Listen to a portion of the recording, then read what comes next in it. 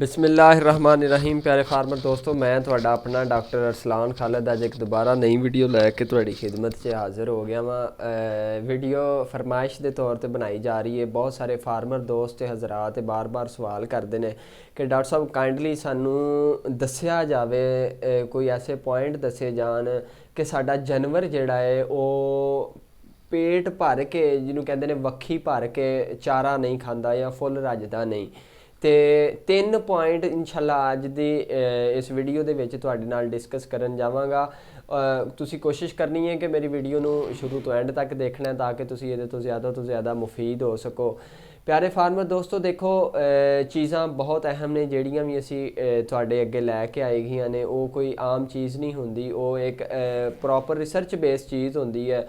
ਉਹਦੇ ਤੇ proper science ਨੇ ਉਹ ਚੀਜ਼ਾਂ ਉਹ ਸਾਇੰਟੀਫਿਕਲੀ ਪ੍ਰੂਵ ਕੀਤੀਆਂ ਹੁੰਦੀਆਂ ਨੇ ਜਿਹੜੀਆਂ ਅਸੀਂ ਚੀਜ਼ਾਂ ਤੁਹਾਡੇ ਨਾਲ ਡਿਸਕਸ ਕਰਨੇ ਆ, ਅਸੀਂ ਚੀਜ਼ਾਂ ਤੁਹਾਡੇ ਨਾਲ ਸ਼ੇਅਰ ਕਰਨੇ ਆ।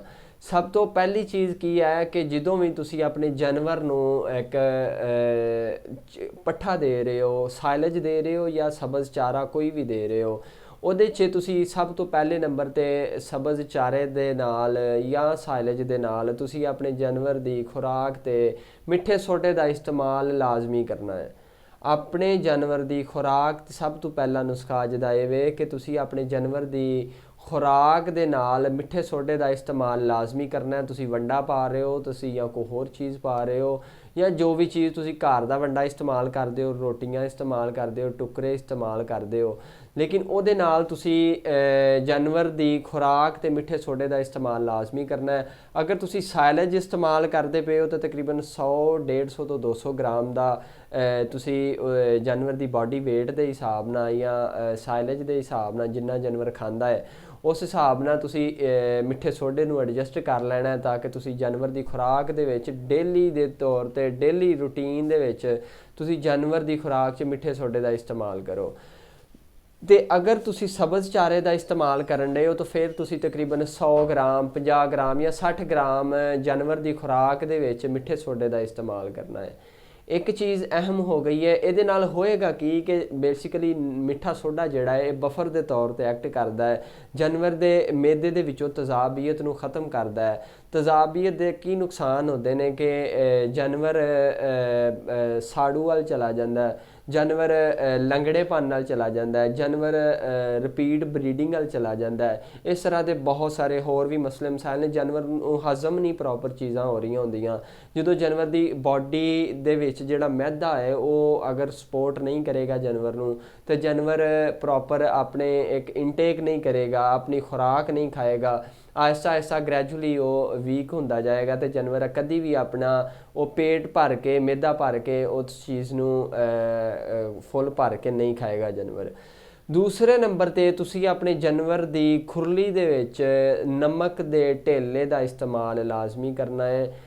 नमक के ढेले नाल की होएगा कि जानवर उन्होंने चटेगा, वो जिन्ने भी मिनरल्स ने वो प्रॉपर वो एक रिक्वायरमेंट पूरी होगी तो जानवर ज़्यादा इनटेक करेगा।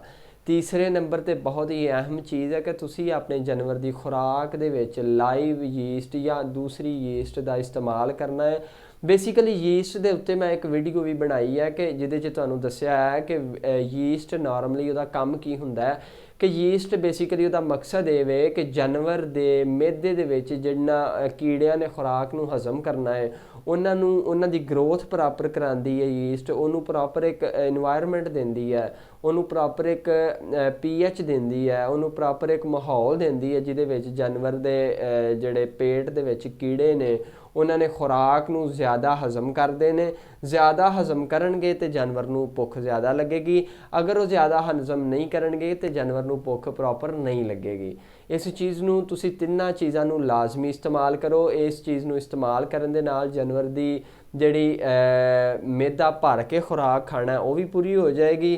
तो दूसरे नंबर पर जानवर की जिहड़ी प्रोडक्शन वो भी इंशाल्लाह इंक्रीज़ हो जाएगी। तुसी मिठे सोडे का इस्तेमाल करोगे, तुसी यीस्ट का इस्तेमाल करोगे, ਉਹਦੇ इस्तेमाल करन दे नाल इंशाल्लाह तुहाडे जानवर दी जिहड़ा दुध दे उत्ते फैट है वो भी प्रॉपर आएगी, जानवर की प्रोडक्शन भी प्रॉपर हो जाएगी, जानवर का मैदा भी प्रॉपर हो जाएगा तो जानवर की बॉडी के उत्ते शाइनिंग भी आ जाएगी।